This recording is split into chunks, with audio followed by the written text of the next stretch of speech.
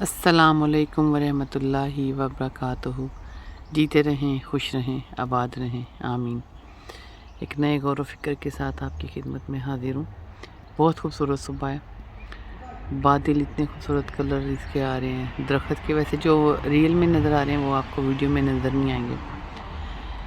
तो ज़्यादा टाइम लिए बगैर आपका ये देखिए, ये मेरी घास है, गार्डन है। तो इसके ऊपर ये जो छोटे से ये जो फूल निकल आए हैं, ये निकल आए हैं, तो इसको सफाई की भी ज़रूरत है। तो मैं गार्डन में बैठ के तो ये अल्हम्दुलिल्लाह गौर व फिक्र की आदत ने एक नई सोच दी कि कहने को इसको फूल कहते हैं। ठीक है, ये मैं आपको क्लोज करके दिखाऊँ।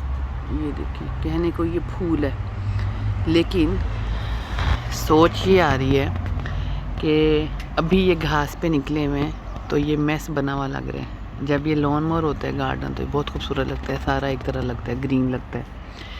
तो अभी इस वक्त ये फूल जो हैं ये ऐसे लग रहे हैं कि ये वीड की शक्ल में है और इनको साफ़ होना है, और इस समर इसमें वीड किलर भी डाला जाएगा। तो मुझे ख्याल आया कि यही फूल अगर कहीं और जगह पे उगे होते साइड पे तो इनको कभी भी हम ना उतारते, लेकिन ये मिडल में है तो हम इनको उतार रहे हैं।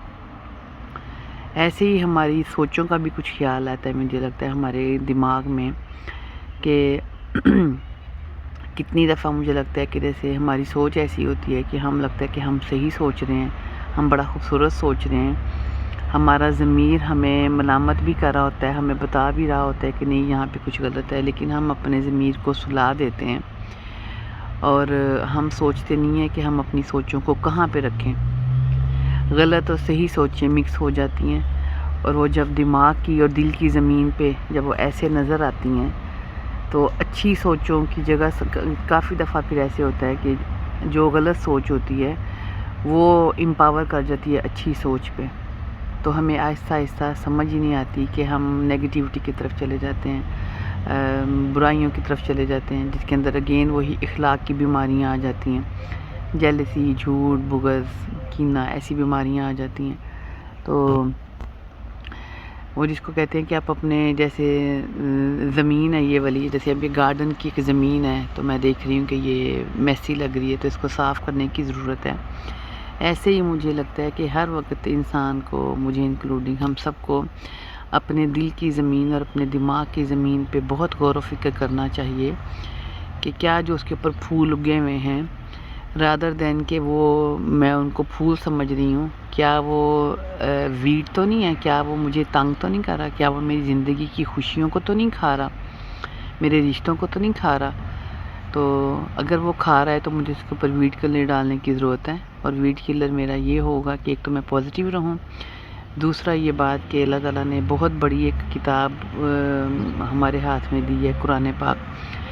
तो वो है वीड किलर हमारा बेसिकली, कि उसको हम पढ़ें, उसको हम समझें, अल्लाह के लफ्ज़ को समझने की कोशिश करें कि उसने हमें उसमें क्या कहने की कोशिश की है। तो वो वीड किलर की तरह काम करेगा कि हम अपने जज भी खुद बने, हम अपने मुंसिफ भी खुद बने, हम अपने फ़ैसलों को देखें कि हम कहाँ पे रॉन्ग हैं, कहाँ पे राइट हैं।